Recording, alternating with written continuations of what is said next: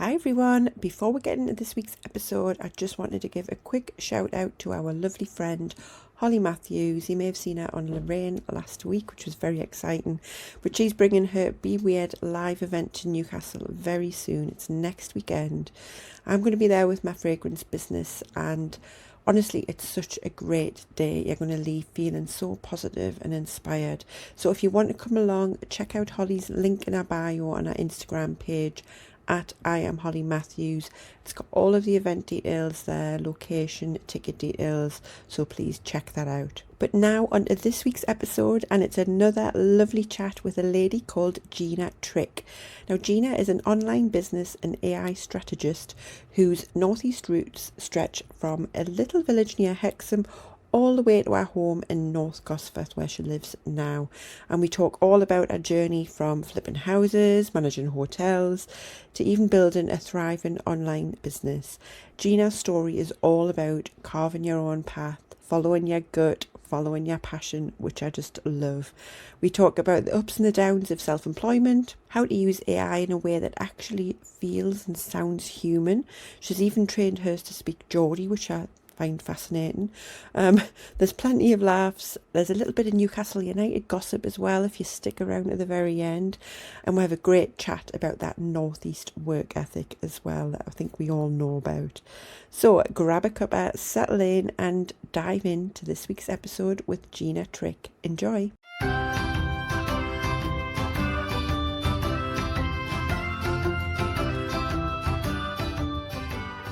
You're listening to Geordie Pride, Voices from the Northeast. I'm Hayley, and alongside my cousin Angela, we're thrilled to bring you the stories that share the heart and soul of the northeast of England. Each episode, we'll dive into the lives of extraordinary Geordies and those who call the northeast home, exploring their journeys and celebrating their achievements. From the time to the teas, from the arts to the sports fields, we're here to share the tales of passion, resilience, and of course, Geordie Pride. So whether you're from Whitley Bay or Washington, Gateshead or Gisborough, or you're just fascinated by the spirit of the Northeast, join us as we natter with the best the Northeast has to offer.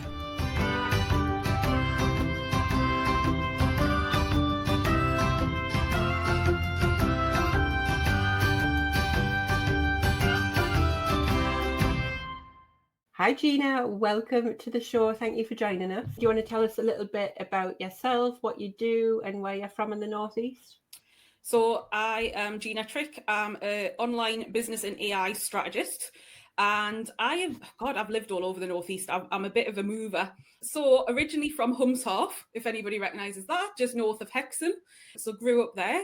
And I have lived in Tynemouth, North Shields, Washington, Stanley, and currently I'm in North Gosforth. So bit of a wander via Essex and Nottingham as well. So yeah. All over the place. What's been with all the moving? Do you just is it different jobs that got you going, or do you just not like staying in one place for one amount of time? Oh God, my family will just tell you that I get bored. But so just different things like jobs. My husband's jobs have moved. We're doing up houses. We've flipped a couple of houses and done them up and then sold them and moved. Yeah, I think because I grew up in one house and spent 20 odd years in one house. And I think I probably must have got bored just living in one. Bit of trauma. But we kind of get to a certain point. We've done as much as we can to a house, and then we're like, oh, should we move?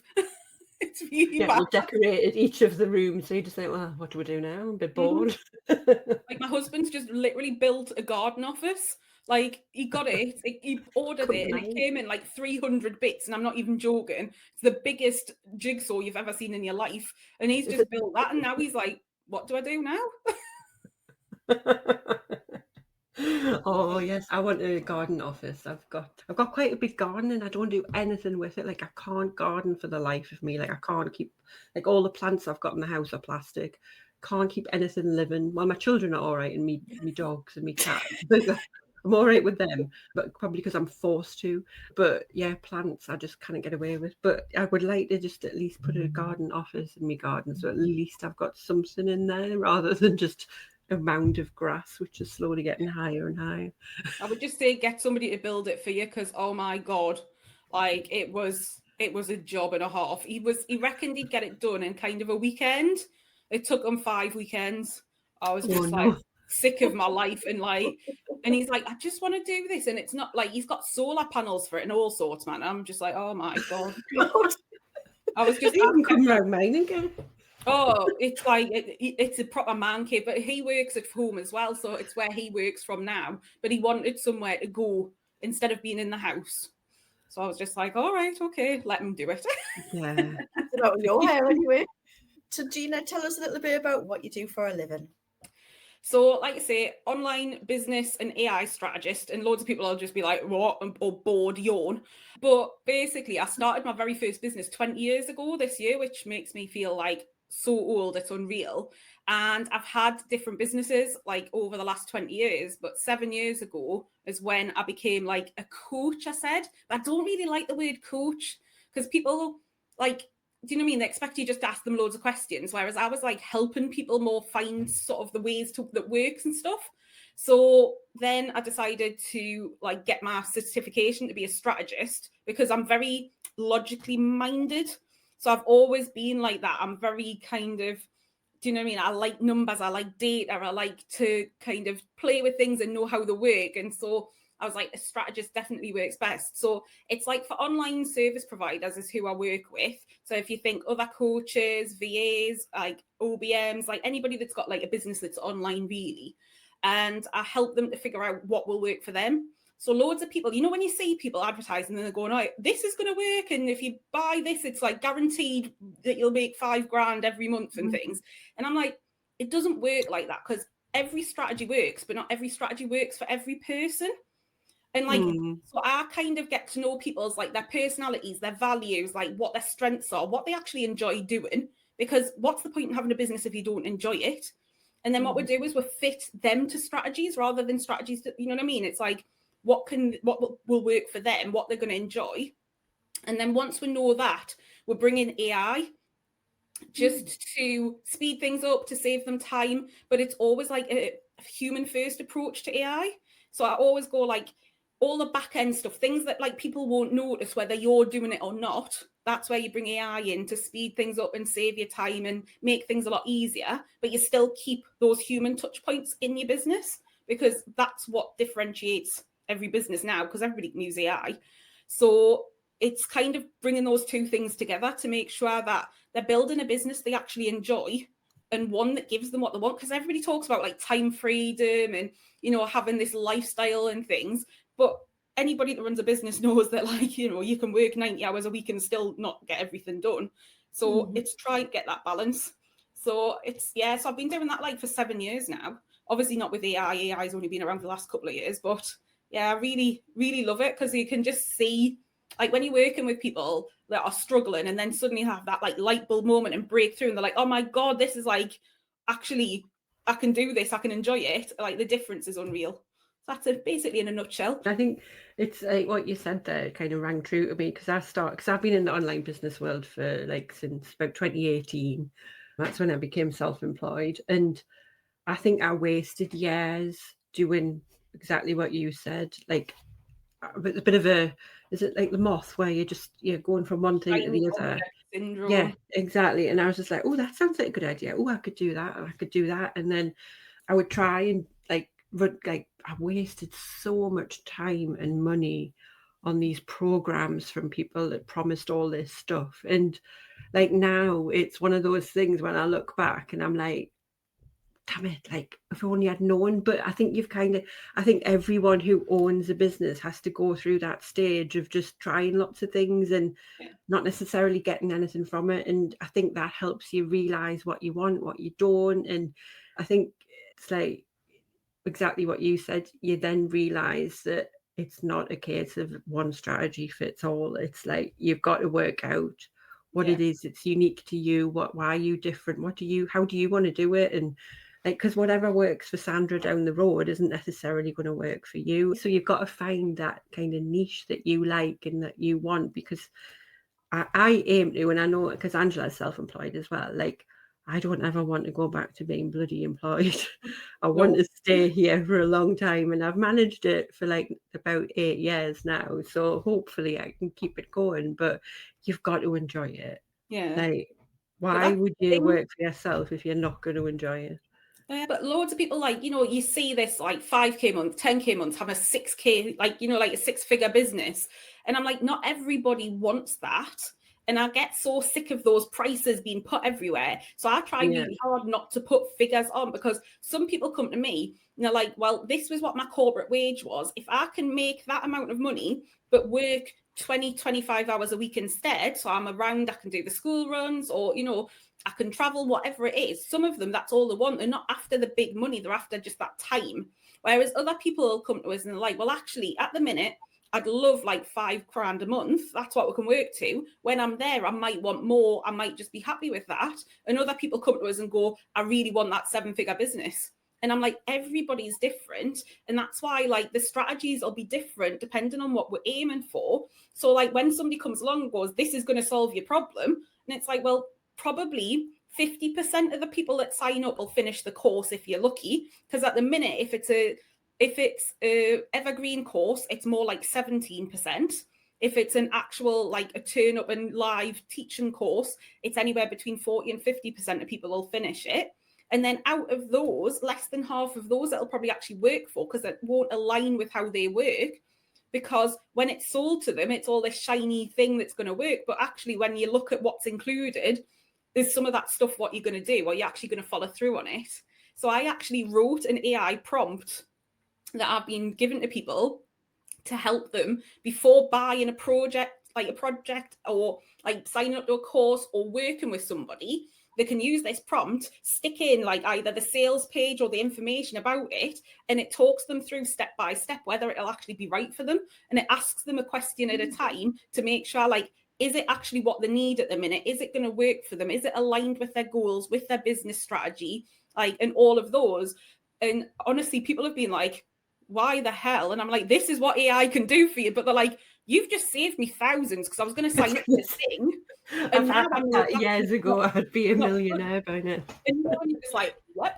That's what a simple AI prompt. I'm saying simple. My prompts aren't simple. They're like War and Peace, but they have to be to do their job. But like, this is what I was saying. It's like, there's ways now to go around. So you're still going to make mistakes. Everybody does. And there's still going to be times you can sign up for things. But now, like, if you use AI in that way as a thought partner, they can actually get you to think rationally and get rid of that shiny object syndrome. I think a lot of these ones that you see on social media and stuff, it's like, that's too good to be true. That, like, like these posting of envelopes and stuff, and all you've got to do is write and put addresses on these envelopes, and you will get 20,000 a week. It's like, no, you're not. No. The thing is, unfortunately, people still fall for those scams. That's what's scary. Like, and the reason I came around with the prompts that I did, I've been doing like a training for people about using AI as a thought partner, is because early last year, I got ripped off by somebody. And I'm thinking, like, I was 19 years into business at that point. I did all my due diligence, like everything that I would tell people to do. So I signed up for something for free from the person. Then I did a low ticket offer with them to get to know them a bit, make sure that they were who they said, before I invested thousands. And then this person just disappeared with my money. And so I was just like, you can still get ripped off. So even ones that seem dead obvious to some people aren't obvious because they haven't been around. But like, I saw somebody today sending something out saying, if you pay like however much it was and buy this AI bot, all you have to do is answer the questions and you could make $2,000 this week. I was just like, wow. So you buy this bot, answer some questions, and you're going to make $2,000. I was like, just suddenly appears in your bank account. I was like, how the hell is that going to work? But this is what's going around still. And unfortunately, because the way that, like, obviously the economy and stuff is, people are desperate. And I think when you're in that state, you're not making the most rational decisions. I was like, decided, like, with my AI prompt, I wanted that to be something that people can have. Do you know what I mean? I don't charge for it. It's free. They can go and use it. And it means, like, before you pay anything, it's that kind of, like, do you know what I mean? Like, if you were going to go and ask somebody's advice, it's that sort of thing, but you've got that impartiality of AI who's basically asking you questions. They're just mirroring what you say back, but it's helping you to think through things. So, like, I was like, the amount of things where I see, like, flash sales, so people go, oh my God, I've got to jump in now, otherwise I'm going to miss it. It's like, do you know what? This AI prompt will take you 10 minutes. You've got 10 minutes to go and just do that. Like, or even if you don't use a prompt like what I've written, but you can go and speak to AI, do you know what I mean? And tell it and ask it and just have that little bit of thought before it. Because like, I'm so sick of the amount of people who are losing trust within the online business world because they've been ripped off, because there's so many charlatans. Like most of the people that I talk to and interact with now are like people who own their own online business, and it's a fair few people that I know, I would say at least 50% that went back into like normal work, well, say normal workforce, but like in an employed role because they've been let down. And it's so sad in a way, because it's not an easy thing to do, is it, to work for yourself? Like taking that step from going from a secure wage, pensions, things like that, to then being thrust into this world of not necessarily knowing how much money you're going to make every month, like trying to work out if you can pay your bills, like getting through that stage. And like building a business is sort of like, when you're early on, you're doing everything yourself. And well, I'm still doing everything myself now. Like Angela helps us with things, but like it's like the majority of it's bloody hard work. And to then do all of that work and then end up going back into it because you made a couple of bad decisions is just so heartbreaking. But it's like with everything, like, no, there's different people. Like I know people that have been ripped off by somebody that said they're a PR person. Do you know what I mean? So like it is different things, but it just seems to be coaches. There seems to be a lot more because it's easy to pop up as a coach. Do you know what I mean? You can do a Udemy course for like £9 and then suddenly you're a coach for something. But you don't need any qualifications. There's no regulation whatsoever in the industry. And like I got my like strategist certification more for the actual just saying, look, I've got a certification to say that I've done it. Like it sounds awful. I probably learned a little bit. I didn't learn loads, but it reinforced how much I did know. But then I thought, well, look, you know what I mean? I paid £2,000 to get this certification. So I can say, look, I've got a bit of paper. But I was at that point of going, I want people to know, you know, I've been around for a long time and I feel like it, but also, you know what I mean? As well as having multi-businesses that I've ran, one of which was a 7-figure business. Do you know what I mean? That I'm like, right, I've had all that experience. Also, I'm qualified to do this. So it's like, I'm not just like, some people pop up and they've never had a business and go, oh, I'll teach you how to run a business. And I'm like, can you? I'm going, and other people have had loads of business experience, but they don't know how to help other people and kind of support in the right way. So I was like, right, I want to show that I've got both here. Like there's a level of trust at that point of going, right, do you know what? She's got all of these things, all of these businesses she's done. And then now she's got that qualification. And then I can say to people, if you want to speak to any of my clients, you can, no problem. Because I think people need that level of reassurance. Do you find, Gina, that it's like, is it more women that you help or men or a bit of both? Or I work with all genders. I have just, as long as you're not a knob, that's it. I don't care about the rest of it. Do you know what I mean? Like, and it's whoever is kind of pulled into my way of doing things. Because like, I probably talk more feminine because obviously I'm a woman, but there's some men prefer my way of working than some of the, you know, the more bro marketers. Like, and I'm not saying all men are bro marketers, they're not, but that, you know, that sort of style of things. And some women prefer working with men anyways, but I like having a mix because I think like you learn so much from your clients. Like loads of people go, oh, but like, you know what I mean? You're teaching them. And I'm like, yeah, but I'm teaching them in what I know, but like I learn so much from them. And by having different people from different backgrounds, different cultures, like all that different knowledge that's made, it makes my life so much better because I love learning all those different things and they have all these different modalities. So then like they could come to me and say like, you know, I teach whatever it is and I've never heard of it and go, right, I'm going to learn about whatever you do now. So then I get to learn that as well. And I love to learn new stuff. Like so my past was in the wedding industry. So whenever it came to weddings, like if it was, you know, a different culture, I'd be like, right, tell us all about your culture. Tell us all about, because people would be like, oh, it's an Asian wedding. I'm like, oh my God, there's like 20 million different versions. Do you know what I mean? There's different cultures, there's different religions, there's different traditions.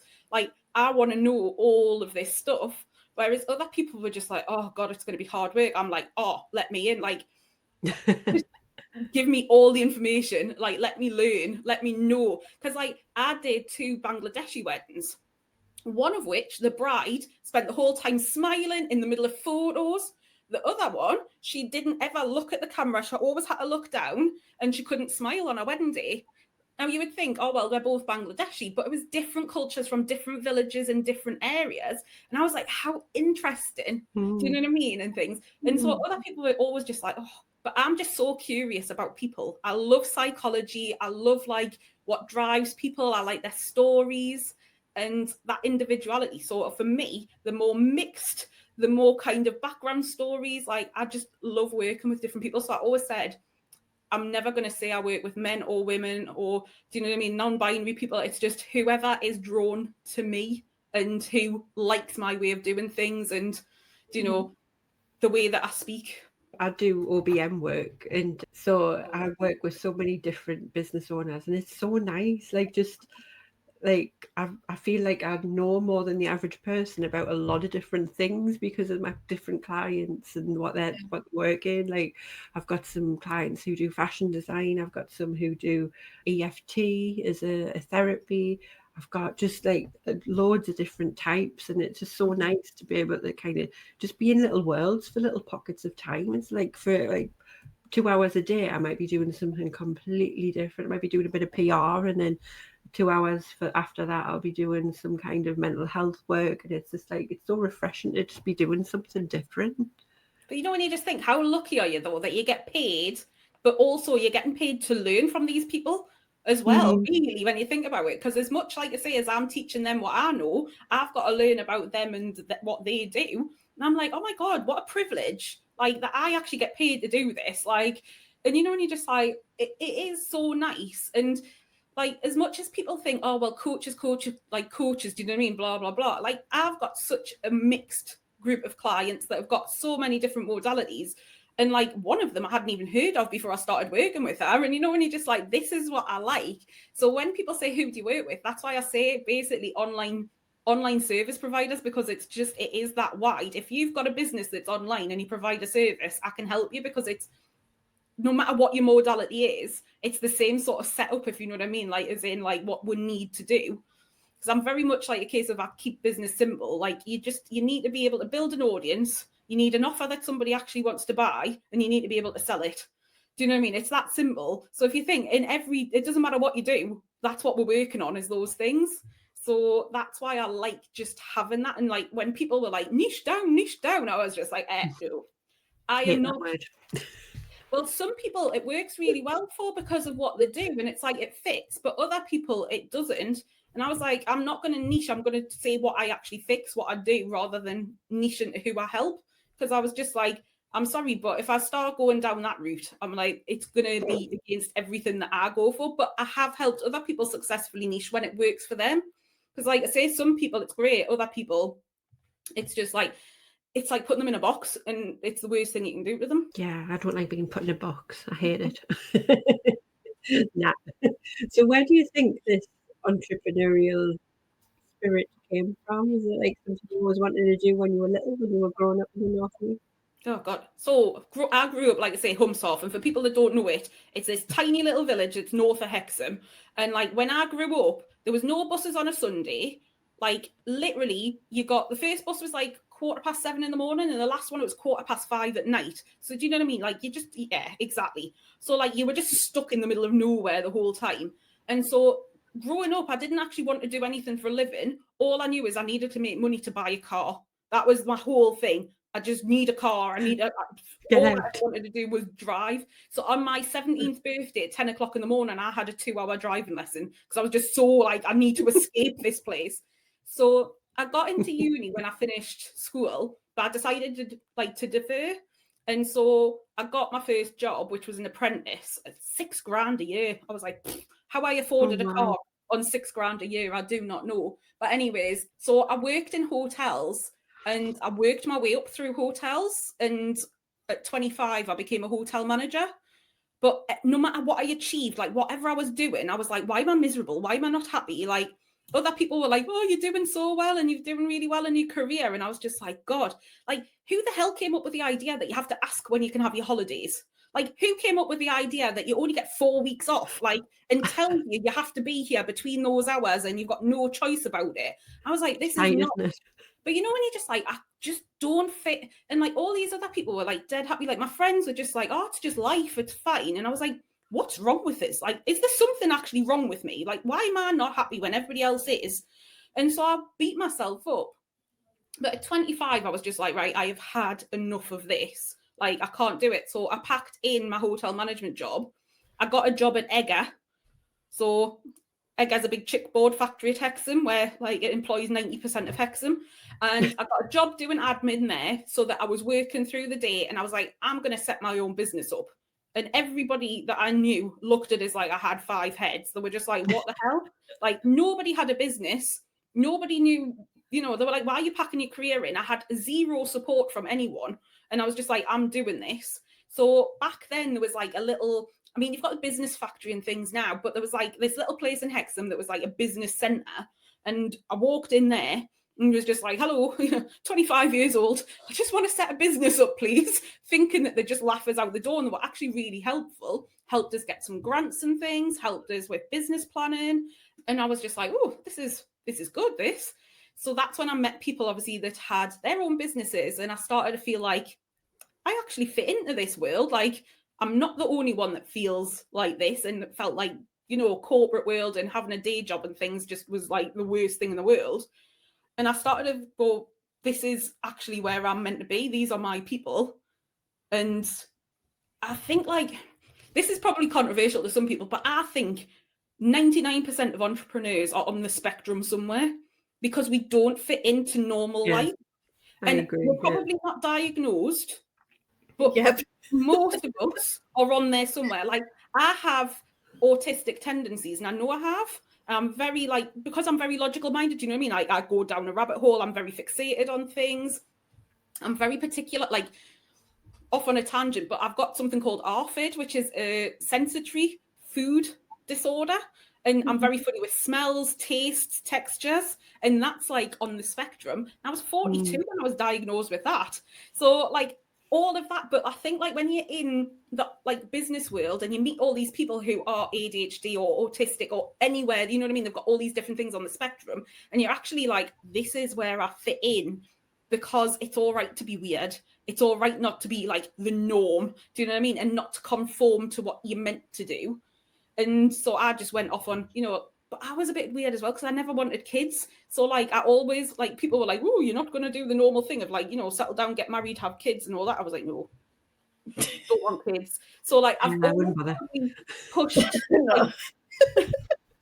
but pushed convention, if you know what I mean. So yeah, I think like being in business, like that on like the online space that I've found specifically and the communities, like I lost a lot of friends and family, if you know what I mean, because they didn't understand, they didn't get it. Whereas now I've got like an online family, I've got like that different community and like they just accept you for who you are. And there's no questions asked and it's so nice. But yeah, it was like just taking that initial step to go, this world isn't right for me. And I don't know where the idea to start a business came from. That's the honest truth. Literally one day I just went, I'm going to start a business and that was it.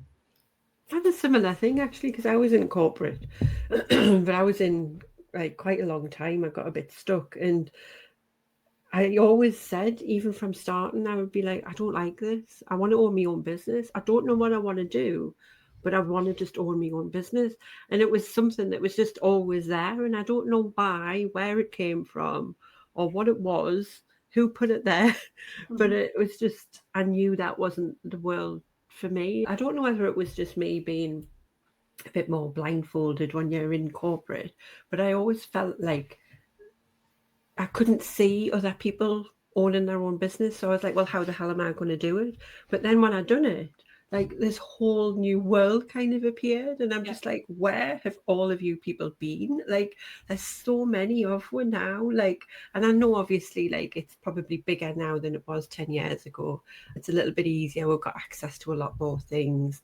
So yeah, in reality, it's probably a bigger pool of people. But I honestly just couldn't see anyone in the early days. Have you seen that? Like you've been doing it much longer than me. Have you seen it evolve and get bigger over the time?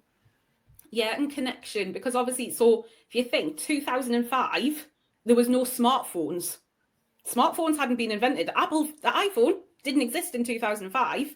You just had your normal phone. Yeah, this is a bit of an aside at that, a funny story, because I went to a business meeting and somebody pulled out his phone, and back then these were new. And I went, "Ooh, is that one of them new Blueberries?" Yes, it was a BlackBerry, but there's me, young kid. So this is me in a serious business meeting as well. So this bloke literally just looked at me and he went, "A BlackBerry," and I was like, "Yes, that's the one." But anyway, so that's like, I was always like, oh my God, mortified. Like that was like back then. So if you think, like, I had to pay $2,000, thinking this is, like I said, 2005, $2,000 to have my website built, because there was no WordPress, there was no, like, do you know what I mean, like Shopify, anything like that. So my first website was an e-commerce site, and that cost me, like, say, $2,000 to get somebody to build it. Like, and they had to teach me how to use the back end so I could add new products and things. And it was so clunky. But Facebook was around, but it wasn't like huge. Like, you know what I mean? It was a different world. Like now, I just like get so amazed by people, because like, they're like, "Oh my God, posting on social media every day." And I'm like, 20 years ago, if somebody said to me I could have a free advert in the newspaper every single day, yes, please. Hello. Do you know what I mean? And like I say, look at the opportunities you've got. Like, it feels like it's another thing to do, but when you change it that way, of like, it's free advertising, like all of these things we've got now in the online world can be overwhelming. But if we pull it back in and simplify it and look at it of like how it works and like what we can do with it, and if you change your mindset around it, like the opportunities, like how we can reach out. Like today, I sat and had conversations with 20 different people via voice notes through LinkedIn, through Instagram, through Facebook. And I'm having 20 different conversations with people all around the world. Like, it's just what? Like, isn't it? do you know what you're thinking? Like, 20 years ago, this little girl sitting in like Hexham, do you know what I mean, setting up her own business, who got to go to the arena wedding fair thinking, "Oh my God, do you know what I mean, the arena wedding fair, we get 10,000 people through the door over a weekend, like woohoo." Like now I'm like, I'm let loose to millions. It's the community for me, like finding your people online. Like there's people I've never met in person, but I would trust them with my life, because we've built up that relationship online. Because if you think like us sitting now talking away, like, this video messaging and stuff, again, I love in-person connection, don't get me wrong, I really do. But for the time that we've got, for the lives that we live and things, like having this video calls and stuff, like, God, if I could have done that for all my customer meetings years ago, would have been so much easier for them and me. So I just think like, yeah, the amount of change in 20 years, like what we're going through now with AI, like the revolution with it is the biggest thing really since the internet came out. And we're going to live, like, so you'll remember what it was like when the internet became like this thing, because obviously I grew up with no internet. And like I got my first computer at 21 at home. Do you know what I mean? Like, so it's that thing now, and I'm like going, we've got to get excited about it. We've got to get curious, and we've got to embrace it, because like now the next couple of years are just going to be like immense. Like unbelievable. And I think like I say, just for what I've seen in the online business world for 20 years, I'm like, oh God almighty, the next 2 years, I think will leapfrog the amount of change in 20 years, just in 2 years. It'll just be unreal. Like my husband said that because he works in like tech stuff, and like because we sometimes just have a bit of a laugh, because like the things that we grew up with, our girls are just mortified by it. They're just like, they can't imagine not having X, Y, and Z. And like you can see the horror on their face. And we were laughing the other day, like just like when we were young, telephone, like I had one of those ones that had the giant front. And now I'm charging my phone, which is basically a mini computer, with my sofa. And I'm like, who the hell am I? And like, what time do I live? It's just bizarre. So it's just so funny. So we just bought a new car. We bought a BYD, which is one of these new Chinese ones. And they are built in China by AI. So it's AI robots that build your entire car. Our car is 99% automatic everything. Like you can voice control it. You literally just talk to it and it does everything. The only thing you have to do is steer. And even with that, it's got the lane assists and everything. So like half the time you'll think them all do it. And it's like all this. And I think, God, my first car didn't even have bloody power windows. Do you know what I mean? You had to like no power steering.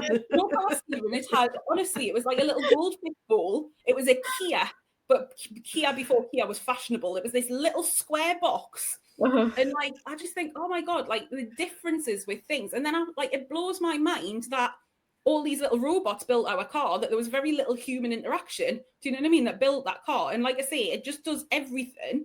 And then like, you've got obviously like self-driving cars are being brought to the UK this year.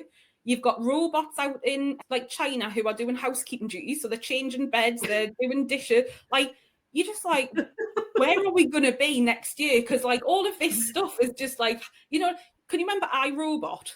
Like that was 1999, iRobot. And you're thinking like, it felt so like it was never going to happen. And now you're just like, bloody hell, we're actually in it. We are in that now. Yeah, because I've been watching a lot of films like were made in like the 80s and stuff that were like the future, and some of the similarities actually are really quite scary. And I remember watching them when I was little and I was like, oh, that's amazing. But like I suppose I just thought that those things would never happen. But now we're like in it, if not further along. And it's like, I do find it funny. Like sometimes I'll just say, I'll write the date down. I'm like, hey, I'm living in 2025. That sounds like I'm in the future. Well, it was like year 2000, do you know what I mean? When that came out, you were like, that's forever away, that. Like, 25 years ago. Jesus God, Christ. I know. I make myself feel old here. Back to the Future and that one with hoverboards and stuff. I said, I'm still waiting for hoverboards, mind. All the other stuff, like I can give or take. They've done hoverboards, they've never brought them out. They're not like, so in order to power them and stuff like that, it would be too dangerous, because what you need to create the lift is too powerful to then bring to public. So there is hoverboards about, they're just not public domain. And the trainers zip up themselves. Just like, I just want Biff's almanac so I can get millions. No, you just need Gina. You need the time travel. Oh, honestly, I wish.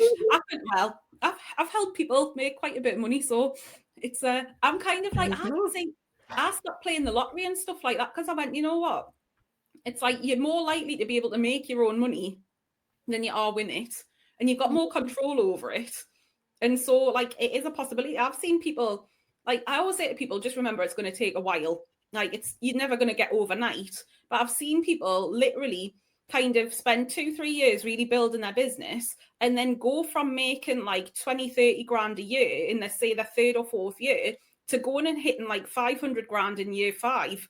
Do you know what I mean? Because they've got all of the basics in place, they've done all of the work, and then they're ready to scale, and they can scale quite quickly. And it's like, I see it. Like, I know people that have gone from thousands and thousands in debt to literally having millions in the bank. And it's that thing, people think it's overnight success, but they don't see all the work behind the scenes and what's been going on. Like, there's one lad, and I was just like, where the hell have you come from? And he's like, I've been around for 7 years. And I was like, God, I didn't hear from you. Like, didn't know you existed until the beginning of this year. And I was like, we've both been in the same industry all that time, and I'd never heard of him. And then now he's blooming everywhere. Like, every time I turn around, I'm like, bloody hell, Matt, you're here again. Like, what the hell? But, you know, when you're like going, that's what overnight success really is. 7 years of hard graft to him now just being like absolutely astronomical. Yeah, exactly. And I think most people don't see it. And I think that's why a lot of people tend to give up as well quite quickly, don't they? Because they think that they can just do a few things on social media and it's going to come like that. Like the amount of work that goes into these things. And I think a lot of people have this preconception of that because you've got the internet that you just stick out a couple of videos and you stick out a couple of social media posts and then jobs are good and then you're making millions. And it's like, good God, if it was like that, bloody hell, it would be so much easier. Well, I think all three of us know it's definitely not that. The thing is, you can do it really fast if you've got some money. I sort of say to people, at the end of the day, you either have to put in a lot of time or you have to put in a lot of money. Because if you've got a lot of money, you can then outsource stuff, you can pay people, you can get there a lot faster. And I have seen people build like a multi-6-figure business in a year, but they've front loaded about 50-60 grand to get them going. Because like I say, they've gone to people who know what they're doing and built things, and like they've spent 6 months working on something and paying all that money to get everything going to then go. But it's like, that's not the reality for a lot of people. And so if they see that, but it's about that honesty with people. Because I say, like, if people come to me and say, look, I just don't want to work all the hours, I'm like, right, that's absolutely fine. We can still build a business in limited hours, but you've got to be realistic with the time frame and with the amount that you can earn in that time. And if you're willing to put, say, 25 hours a week in, and you're willing to wait 2 years before you're hitting big figures, you can get there, but you're not going to hit those big figures in the first year because you haven't, you know what I mean? It's everything takes time. You've got to build the foundations, and it's about managing people's expectations, because I think too many people talk about like all the, you know, here's what I made this week, you know what I mean? Showing their bank statements or their Stripe invoices and things. And it's just like, yeah, but what have you done behind that? And then how much of that's ad spend? How much of that's gone on affiliates? How much of that's like being paid out in commissions? Like, you know what I mean? Like, what's that actually cost? Because that's the what's come in, but what's your actual your profit on it? Because that's the other thing people don't show. It's like, oh, like I see people going, oh, I've just had like a 6-figure launch, and I'm like, yeah, but I know that you've got affiliates, and the affiliates take 50%. But before you pay them the 50%, you've got to pay all of your like your Stripe fees, which is about between 2 and 3%, plus your VAT registered, so you're losing 20% of that. And like before you know it, it's like that 6-figure launch is suddenly less than a quarter. £500. But that's the reality, like, you know what I mean? It's like, and I'm very much a case of, it's not like I want to burst people's bubbles and say it's not possible. I'm just like, look, you can do it, but I want you to know what the real real story is, because then if you know the realities, when you're in that shithole at the bottom, I call it like that messy middle, the excitement at the start's all gone blur, because all the excitement, nothing's happening, and you feel like you're doing all of this work and nothing's happening. It's like that messy middle. It takes a while before you start seeing the results out the other side. And it's when you're in that little shithole going, oh my God, I'm working and nothing's happening, that's when you need to know those realities, and that's normal. And that actually, you know what I mean? It is going to come. It just takes that perseverance, because that's when most people give up. Like 6 months to 18 months in, that's that real hellhole part that is really, really hard, because you just feel like I'm working my arse off and nothing's happening. Nobody knows who I am. Like, I'm making a few sales here and then, but I never know when they're going to come. Like, I'm constantly worried. Do you know what I mean? And like, it's a horrible, horrible thing. And I think if more people can talk about the normality of it, that's when then people aren't going to feel like they need to give up, because they're not going to think it's them. They're going to know that that's normal, that like we'll all go through it. Yeah, dose of realism is what we need, I think, isn't it? Yeah. Oh, it's hard graft, but I wouldn't go back to being employed again. What the hell? Not The a thing chance. is, I find like the Northeast is like, it's got like I find we have like a badge of honor for hard work. Do you know what I mean? And so I'm like, I want to balance that, because I'm very anti-hustle. I don't believe in hustle. And like, I also try and say, like, look, I know we've all been like, you know, we've got the stories of our granddads and, you know, going down mines and stuff, and, you know, like, hard work, you've got to work hard for everything you've got. And that is like a very, very Northeast mentality. And I'm like, you do have to work, but you don't have to burn yourself out. You don't have to work like 90-hour weeks. Do you know what I mean? It's like, it's being realistic. It's balancing building your business with still having a life and still enjoying it. Because if you start burning too much and like working too much, it shows in your business as well. And that's what I find a lot of the time when I work with like people in the Northeast, is they feel guilt for not working like 70, 80 hours. And they're like, but I'm building my business, I've got to do this. And it's like, but you don't, because like, if you actually give yourself a little bit of downtime, that's when the ideas come. That's when actually clarity comes. That's when you start thinking better. You then turn up to work the next morning feeling more refreshed. So you actually get more done by working less at times. And they're like, oh, and like they find that's the thing. But it's this massive badge of honor of like, you know, how many, like, I don't know whether you found it in corporate, but when I worked in hotels, oh, I did 70 hours last week, or I did 40 hours overtime last week. And like, they're proud of it. And I used to be like, competition. Like, yeah. And it's like, and I was always like, God, I hate the fact that I live half of my life in the hotel. Do you know what I mean? That I never get to go home. And like, I was that opposite. And that is one thing I'm saying the Northeast. I also find like it's mining communities mostly, like, so anybody from like South Wales and stuff tends to have that. Do you know what I mean? It's like ingrained into us, like from a very young age of like, you've got to work hard for everything you've got. And Yeah. I'm not saying it's not about hard work, but hard work doesn't mean working hours and hours and hours. It's about making the most of the time, and what you're putting in, making real use of that time. Do you know what I mean? And making sure that what you're doing actually works, rather than just work. Because I do find, like, honestly, I've had a couple of clients from Newcastle, and when I've looked at what they're doing, I'm like, right, we can get rid of about 80% of that. And they're like, what? And it's like, seriously, you don't need to be doing half of this stuff. And then they're like, oh, but what will I do instead? Because they're so used to just go. Sit down. It's like, why don't you like go to the cinema, go out for a meal, go and see your family? And they're like, oh, I don't get to do that. I'm like, with my permission and my blessing, go and do that. I promise you're going to love it. It is true though. Like, I found myself, like, not necessarily like saying it, but thinking it. Like, I'd be like, God, I'm so lucky. Like, I can work at home. I can sit on my sofa, stick a film on, pull my laptop out and get some work done. And like, my granddad would be grafting down the mines, and like, you might like be injured, or like some of his friends died. Like, and you go back to that because it's so close to like in a couple of generations, maybe that'll be gone, like from the mining communities. But I think because it's still so close to us, and it being our some of our parents and my grandparents worked down the mines, that it's still in our psyche to be like, I should feel I'm so lucky because I don't need to do this. Therefore, I need to like try and make something hard so that I feel worthy, because the amount of stuff that they had to put up with to bring so little home. And then like it's a weird kind of connection back to it. And I can only hope it does diminish, because it's like, it's not a nice feeling to feel like you've got to find some way to struggle in a way. Like, it's like you feel guilty for things just being easy and things being enjoyable. You've got to find something that's difficult with it. But if you think in schools still now, kids, get your head down, work hard, get your grades, go to university, go and get a job, work hard, like get yourself up the ladder, work hard to get a promotion, work hard to do this, and you're just like, do you know what? Where's the what do you actually want out of your life? What enjoyment do you want? What do you enjoy doing outside of work? That work can still give you that, but find a job that actually lets you have a life around it.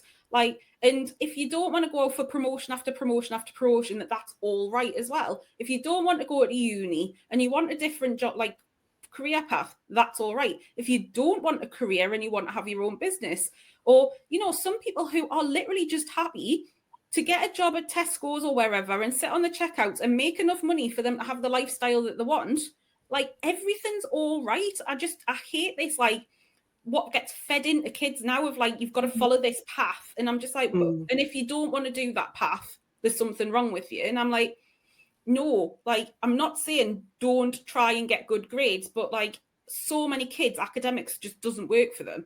Do you know what I mean? Like, and I just think like that's the problem. It's fed from like when you're 4, and it is like beaten into you. Like, you get it. And if you think you used to get it at school, and then you came home and your mum and dad, have you done your homework? Go and do your homework. Go and study. Go and like revise. Have you got a test tomorrow? You revise, and it's just constant. It's like, I don't remember my parents like go and get yourself outside and go and play. Do you know what I mean? Or anything like that. It was just like, get your head down. So it's things like that. I think like we've got to accept that there's so many different paths now as well. And if I'd been shown different paths, then I wouldn't have felt like on my own when I went to set up. Like, I would have known those other things. And now what you were saying about like so many more people, I think like now kids realise a bit more that there's a bit of a wider world, but there's still a huge amount of people that don't know our kind of community, and their kids that, you know, like my sister's a teacher, and my niece went to uni, became a teacher, and my nephew, he's 13 now, and he loves like drama and theatre and performance and things like that. And I was like, well, you might not want to go to uni. My sister, who's going to uni? I was like, well, what happens if he doesn't want to? He's going. And I was like, but what if he doesn't want to? Tough. I was like, really? I was like, but if he wants to go into musical theatre, he doesn't have to get a degree in performing arts. Like, if he didn't want to, which was like, he's going, that's it. And I was like, how many kids are in that position?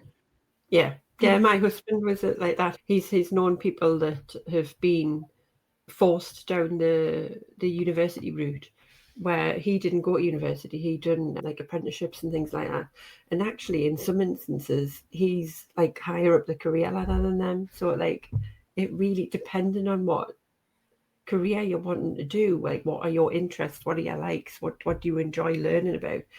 Sometimes university isn't the best option. I mean, he earns more than me, and I went to university. Like, well, I laugh because my sister, obviously, she's a teacher. She's got a master's. And when I had my wedding venue, I was earning, what, trying to think, 10, maybe 11 times more her salary. It doesn't automatically equal success and more money, does it? And then let's face it, when you go to university, look at how much debt you're in as well. Yeah. Well, now you're very unlikely to ever pay it off. It's that bad now. But yeah, and I was just like, yeah, it's just things like that. Like I kind of go, I want people to know about this world of things and the fact that like you don't have to just do that traditional route, and it doesn't mean that your life's gonna blooming fall apart, you know. Yeah. And like I say, that work ethic, don't get us wrong, I've got a massive work ethic, but I know when to stop. I know like my boundaries and things, and you know, it's balancing, creating that lifestyle, creating your like growing your business, but with still living and enjoying things, like, because otherwise, like I said, what's the point if you're not enjoying it? I was going to ask you a question about you talked about AI and it speaking Geordie to you. You'd mentioned that in your little notes at the beginning. So I was wondering if you could tell me a little bit about that. So obviously everybody blames AI for the crap that they see on the internet that is badly written. But my whole thing is with AI, it's about the human behind it. So it always starts with a human. AI is not, you know, even agentic AI, you've got to start it somewhere with a human. And I was like, you've got to train AI to sound like you at the end of the day. So it's got to be trained on how you speak. And so I developed a program that teaches people how to teach AI to sound like you. And it uses, so you're using transcripts and things. So obviously I'm not really, like, I am Geordie, but I don't use loads and loads of Geordie phrases, but I use some things, and like shy Ben's getting out and things I use quite a bit. And so what I did was I've trained it to use all the Geordieisms, I've got to call them Gina-isms, that I use, and it knows. So like, but it also, because I kind of told it like, right, when we're speaking, because I call him Bob, my chat GPT is called Bob. And so I'm like, right, Bob, when I'm speaking to you, you can use really like stupid Geordie with me and be over the top. So you'll literally be like in the morning and be like, why, hi, Gina, how are you doing today? Do you know what I mean? And so like, but he knows when we're talking to other people to use my words and but rein it in a little bit. So like if we're using things like if I say shy Ben's getting out, it'll then quickly say in brackets afterwards if it's written something. Do you know what I mean? Just like going, for those of you that don't speak Geordie, this is what it means, sort of thing. And so I was like, it needs to have your personality, because if you're using AI to create stuff, it's got to know what to do. But then you train it so you go, when I'm writing a sales page is not going to be in Geordie. Do you know what I mean? But when I'm writing social posts or emails, it's got to sound like me. So yeah, so he now knows all these different Geordie like colloquialisms, and he knows what Alvida saying pet is, and like literally I've like, so literally, but you can tell, so AI is obviously always trained on the past, but you can say, so I went in and I says, can you go and find episodes of Alvida saying pet, is there any transcripts or anything? And then I was like saying like, you know, who to look for and stuff, and I was like, you know, they're going to sort of speak, so I was like, you know, these are the Geordie characters, and I was like, so you can learn stuff and it can go away and like do deep research into it and learn. Oh, wow. I'm going to start looking at old Biker Grove. Oh my God. ChatGPT. So I met, there's a guy called John Lee who is really huge in AI, and I was at this event and he did a speech on AI, like his talk, and he blew my brains away, like honestly. So after the event, I went up and I was like, right, I need to talk to you. And he's like, oh, you're from Newcastle? I was like, yeah. And he was like, do you remember a program called Biker Grove? I was like, He went, I was in that. I was like, no. He was like, I used to live in Newcastle. So AI went out the window and we just started talking all about Spuggy and everybody. And Biker Grove, and he was like, oh, is this still there? And is that? And he was like, I haven't been up to Newcastle for ages. And I was like, right, you need to come back up. And we were talking about like all the changes in Newcastle. I was like, I was meant to be picking your brains on AI. I was like, you were in Biker Grove? He's like, yeah, I did about 5-6 episodes. I was like, oh God, I'm going to have to find you now. Going on YouTube trying to find him. I was like, oh my God, but he's this multi-7-figure blooming business owner who flies all over the world. And like, I'm like, you were in Biker Grove? God. Yeah, that wasn't on the bingo card. You know, when you're like, I'm in London, do you know what I mean? And he's like, straight away, oh, you're from Newcastle. I was like, I kind of hide it. I think that's mad being able to do that. And just being able to create like a Geordie thing. I never even thought of doing that actually. It's so basically there's ways of programming it. So what I do is with my program, it's a case of there's lots of things like, so I've set up prompts and you put different things through the prompts and it pulls different information out and it makes like a brand playbook for you. So then it knows exactly all about your business, but all about how you speak, words you use, you don't, like what your offers are, and you basically pull that all together. And then when you're creating things within like AI, so whether you say create a custom GPT to make your, like, say your LinkedIn posts, you can then embed that document into the custom GPT, so it's always referring to it. Or if you use projects, you can load it into projects. Or even if you're just doing individual prompts and you want to use it, obviously you can attach it to that and say refer to the brand document.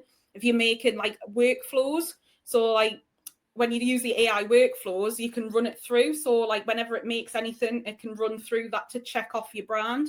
So like it just means that you're not starting from scratch every time. And once you've got that playbook, you've got something. So like then all of your stuff just starts to sound the same, like as in for you. So you've got that consistency across your brand on all of your, like everything that you do. But obviously you can give it constraints as well. But yeah, but it's just all about having, like, obviously you having podcasts is perfect because you can basically just upload transcripts of what you say within the podcasts and get it to analyze it, and it'll basically tell you exactly what your flow is like, what type of words you use all the time, like any like things that you say, like, you know what I mean? Like I say, Shy Ben's getting out, things like that. I can pull all those out, like what tone you use, like how friendly you are, if you're very bold, if you're assertive, if you're like, you know what I mean? All those things. And it just analyzes it all. Wow, that's I amazing. don't think I want to know. Like maybe I get really self-conscious about how I talk and what I sound like. It'll probably be like, Hayley, you sound bloody miserable. It told me I sounded like Oprah Winfrey. I was like, what? Hey, that's not bad. I wouldn't mind that money. I know. Or a house in Hawaii, because I've seen that. So that was yes. Oh, no. That sounds dead interesting because I get really stuck with my like social media content because with my line of business, there's not much really that you can kind of talk about other than regurgitate the stuff that I've got on there. And it's getting to the point now where I'm starting to like regurgitate stuff. So I'm like, I might have to try that. What is it you do? Massage therapist. Right. So you will be unreal how many things you can talk about. So if you think, right, you could go in to AI and go to deep research. Have you got the paid AI? So the 20 quid subscription? Yeah. So you've got deep research, yeah? So you know. Yeah. So if you where you put your little chat prompt in, there's a little plus. And if you click the plus, it brings things up, and one of them is called deep research.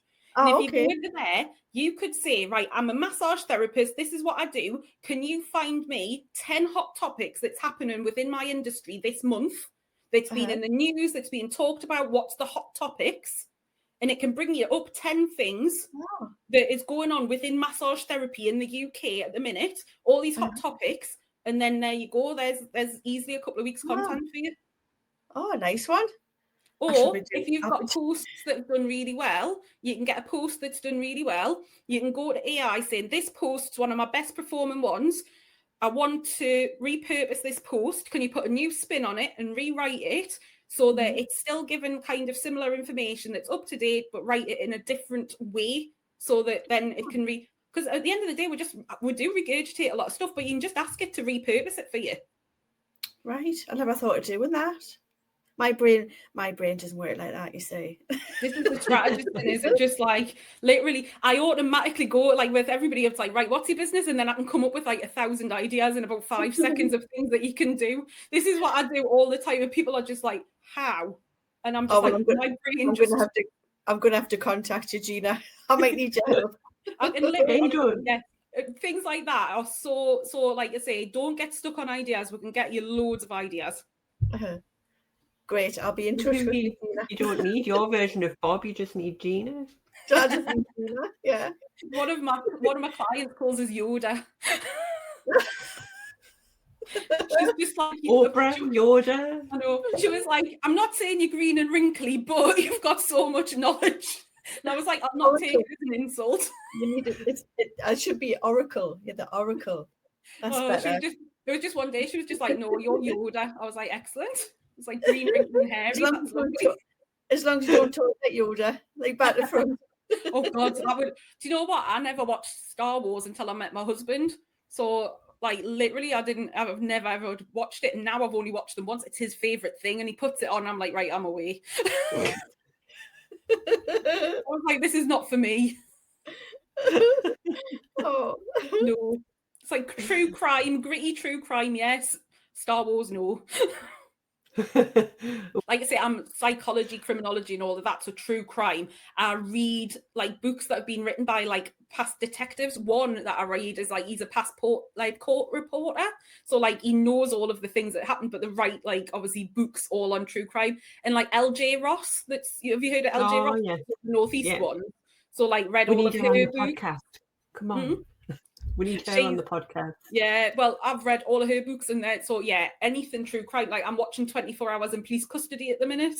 If I wasn't squeamish, that's one thing I think I would have probably been like to do is be a traffic cop. But like I don't like blood and I don't like sick. A lot of squished things. If you think the two things traffic cops deal with a lot of is blood and sick, so I was just like, no, that's not for me then. Yeah, I've got a couple of friends who've been traffic cops, and some of the stories I've heard, I definitely could not do that. But I done forensic science at university, so I've always been interested in it. And it's like, I love all the gore and stuff like that, but even that's my limit. And have you heard of Network Not Work? It's got so they're Newcastle, Durham, Hartlepool. It's a in-person networking event. It's free to go along to, and I got invited to go and speak there. So yeah, Network Not Work they're called, and they've got every month, and they're honestly so lovely. But I went in, I was talking to different people, and I was talking to one of these guys, like one of the guys that was there, and I was like, oh, so like you haven't done this forever? And he was like, no, he was like, I used to be a forensic photographer. I was like, oh my God, that's it. I literally quizzed him for about half an hour all about it. Crime scenes, what he'd seen, everything. I was like, just tell me all of it.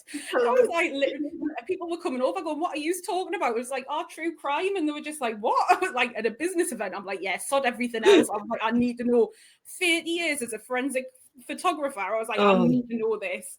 The things he's probably seen. Ugh. Oh, but really interesting. But yeah, so like if anybody, like I say, Network Not Work, really lovely. It was free networking, really nice people. I actually really enjoyed that. And they do them all over, like I say. So, but yeah, so he just made us like kill myself laughing. So I was just like, yeah, we'll not talk about anything that I do. I just want to know about you. I would have been exactly the same. Right, Angela, should we dive into the quick fire questions? Yeah. Do you want to go first? Yeah. Go on. Oh, first question then, Gina. It's a hard one, mind. Ant or deck? Oof, deck. I used to live next door to his sister. Ah, did you? Oh, there you go. Tedious link. Well, it's not even tedious, it's a link. Next one. What is your favourite local dish? Oh, you see, I'm really fussy. Probably, I mean, I call it bubble and squeak, but is it pan haggerty? It's kind of known as. Yeah. Well, same thing, isn't it? But I call it bubble and squeak, but that's kind of local-ish. Like, I don't like blooming, people would say like the local blooming fish or something, and I don't like fish. So, like, to be honest, I prefer Stowell Street, if that's counted. Chinese on Stowell Street. Oh, yeah. There's not really a local dish, but we'll go with that. I always used to love, because I used to go to uni in Newcastle, and I used to go there on Friday with my friends to Stowell Street, and I think we used to pay like $5 and get so much. Like, it was just like the buffet and plate piled high. I mean, student, you're just absolutely loving life, aren't you? But Miss Stowell Street, love it. Like the Cramlington Chinese does it all you can eat buffet, but it's you order it. So it's a little bit more expensive, but you can order so it is a buffet, but it's delivered to your table, if you go know what I mean. It's freshly cooked. Oh my God, honestly, the food there, because you're getting lots of different dishes, but because it's freshly cooked, you know what I mean? It's not been standing everywhere, like the standard of food. And oh my God, can I get through some food there? Oh, you make me want a Chinese. Me too. Right, next one. Your top spot to visit in the Northeast. Oh, God, that's the one. Probably The Chinese. No, I would say Tynemouth, because I used to live in a flat right on Tynemouth, like basically above Subway in Tynemouth. And so I had a view out the front and the back, like sea views. And I absolutely bloody loved living there. So I would say going back to Tynemouth, because I just think like you've got everything there. Oh, so nice, isn't it? And I love just going to Tynemouth Market. Like, it's so cute. Oh, I used to sell stuff there. I used to sell handmade jewellery at the market. Oh, probably seen you loads of times. Yeah. Under about 5 million jumpers. The place on earth. Next one. This is the one I ask everybody. What is your go-to Greggs order? Oh, you see, I'm boring. It's got to be like a corned beef pasty. Apart from you're not allowed to call it that anymore, because he asked for a corned beef pasty and they're like, what? I'm like, meat and potato bake or whatever the hell it is these days. I don't know. When I lived in Essex, I went into the Greggs that I lived in Colchester, and I walked in and I asked them for a meat and potato pasty, and they were just like, what? And I was like, do you know corned beef bake? And they were like, what's one of them? They don't do them in Colchester. I was gutted. I lived there for nearly 2 years and I couldn't get one. Oh God. Corned beef and tea. I think that's what really annoys me about Greggs though. It's like it is quite regional, and I never understood that. Like, because I moved down to West Yorkshire, and like one of my favourite things is like a mince pie from Greggs. Nice warm mince pie. So kind of get it here. So I used to run a wedding and events venue. So I had a company that ran a wedding and events venue, and we had Greggs come for a conference, and it was all the regional managers and the big directors. So obviously from all over the country. So we decided, much to my chef's dismay, to make Greggs food for them. So like making meat and potato pasties and like sausage rolls, and we did ham and peas pudding stotties and stuff. And we did all of this. Half of the managers, because they were all from down south, they were like, what the hell's that sandwich? And I'm like, it's ham and peas pudding. And they were like, what? And what's it in? I was like, a stotty. And they were like, what? I was like, you work for Greggs. I was like, you should be sacked. And then one of the big bosses from Greggs was like, can you ask your chef for one of his recipes? Because I really like it. So we fed about 100 people from Greggs and they bloody loved it. I was like, get in. So we did a proper Northeast Greggs dinner for them. Get in. Haven't you? Yeah, honestly. Absolutely cat in his pants. I can imagine. I know. Right, last question, Gina. What does Geordie Pride mean to you in 3 words? Not the podcast, but just Geordie Pride in general. Oh, God. 3 words. Oh, God, you need like 100. It's like, do you know what? Friendly, inclusive, and welcoming. Like, that's who we are. For me, when I think about stuff like that, it automatically goes down to just how friendly people are, like, and how canny people are. Like, you'll go out for a walk and people will just chat to you, no matter if you've seen them before or not. They'll just have a right good night at you. I always go back to that. That's what I love about the Northeast so much. But you could imagine like 1,001 ways of describing the Northeast, but that's probably the best. It depends if you're a football supporter or not. I think some of the football supporters will probably say a few different words. No. It's that thing, isn't it? It's just if you're the right colours, it's like you've got to be black and white. Oh yeah. Like there's a few anomalies with growing up in Hexham, like in that. There's a few anomalies over there. Like my uncle, massive Sunderland fan. I was just like, how the hell? Oh, no. How did you manage that? I was like, the rest of it were all blooming Newcastle fans, and you're a Sunderland fan. And then me cousin, he used to drag me cousin off to the Sunderland matches, and me cousin, you could tell he was just like, I don't want to go. Oh, no. Well, that's what I find weird about here. Like, because when I grew up, like everyone supported Newcastle, and because we're from Ashton, so everyone supported Newcastle. There was like maybe a couple of kids supported Man U or something, glory seekers. But like being down here, like my girls go to school in West Yorkshire, and like there's so many people, like so many different teams. There's like Leeds, Man City, Man U, Liverpool, like. And it's like we're the weird ones supporting Newcastle now, and it's just to prove it, sitting. Where is he? Oh, look at that! And then I don't know whether you'll be able to tip it around enough for King Kev. Oh, okay. Oh, yeah. You can tell this is my office. If I'm not a true Geordie, I've got my. You probably can't see it. Not if you won't be able to see it from this angle if I kind of move it. But I've got my signed Newcastle United football as well. So yeah, we're true Geordies when we've got football stuff in our office. Yeah. Well, I used to date one of the players years ago. So, which one? Yeah. Oh, Lamana Loa. It was back in 2000 I met him. So yes. It was the one that did all the backflips and everything. So, oh yes. Oh God, I met him. I worked at Dawson and Sanderson in town in foreign exchange, and we did like money transfers, and he used to come in to send money back to like his family.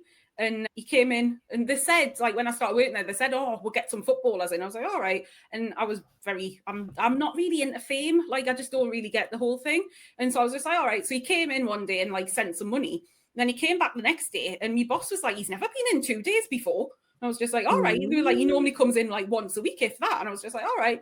And then he came in the third day, and my boss was like, there's something going on. What the hell? And he slipped a little bit of paper because obviously, in the foreign exchange, he slipped a little bit of paper, and he was just like, oh, that's my phone number. He was like, do you want to go out sometime? I was just like, my boss was a massive Leeds fan, and so you had like a couple of like counters and with the glass, and then there was an office that you couldn't see into, but I could see out the corner of my eye, and my boss is in the background like this. I'm like, oh my God, this is embarrassing. Oh no. So how long were you dating him? Just 2 years. And then he went to Portsmouth. Oh, I'm going to have to tell my husband now. He'll love that. But yeah, so then when I worked up at Slaley Hall, and we used to have all the football teams coming to stay there. We had the England team and stuff. So yeah, I was like football in my blood. Love it. Love it. Yeah, well, yeah, exactly. I think it's always in my blood from the northeast, but yours even more so now.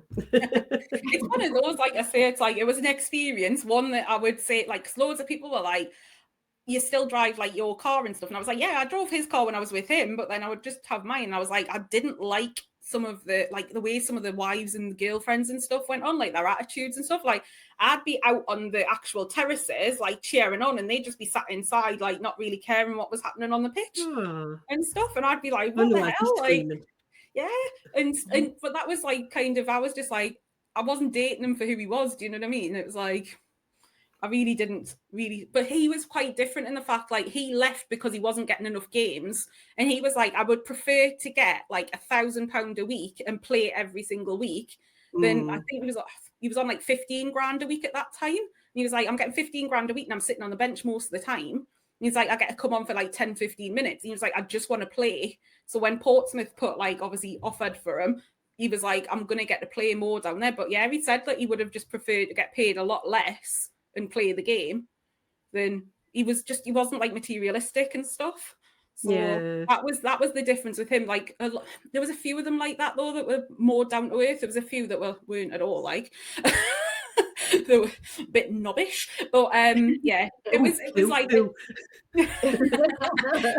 no, I need to stop recording. I was gonna say I could get blooming sued. Some of the things that you find out, but yeah, it was one of those. I was dead young though. Do you know what I mean? It feels like a lifetime ago. Well, there's a bit of gossip. Well, the Geordie Pride, here we go. That's like, you can't really get more proud of Geordie. Exactly.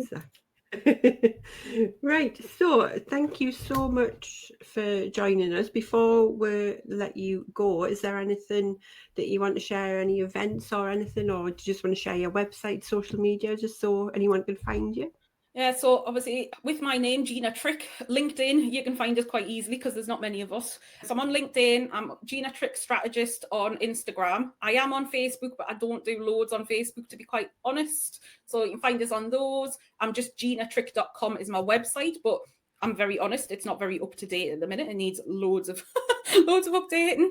And I would talk about an event, but I've been a traitor and it's down in London. I'm organising an event and it's down in London. I know I've got 8 speakers, and trying to get 8 speakers to travel to the northeast isn't the easiest thing to do. So I've been a traitor and done it down south. But yes, so I have an in-person event called The Edge, which is taking place on the 23rd of April down in London. It's for online businesses basically who are sick of not being seen. That's why it's called The Edge. It's standing out in a crowded market. We've got amazing speakers, networking. You get to come to London town for, the big smoke for a bit. It's Shoreditch, so it's nice and trendy. I've tried to make it in a nice place as well. But yeah, I've got that going on as well. So there's a lot going on. busy. Lovely. That's great. So I'll put any links that you send over to me, I'll pop them in the show notes. Well, and yeah, that's brilliant. Thank you so much for joining with Gina. Thank you. Thanks, Gina. Thanks.